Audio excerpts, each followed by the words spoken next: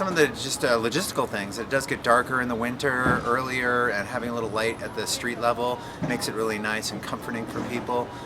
It brings some cheer and some kind of like, sets a scene for downtown. And we decorate 180 trees down here.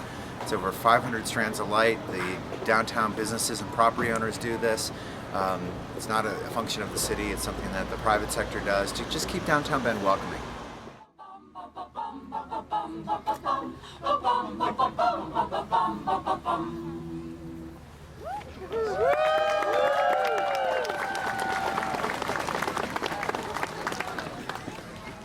We're going to count down from 5. Is everybody ready? Yeah. So here we go.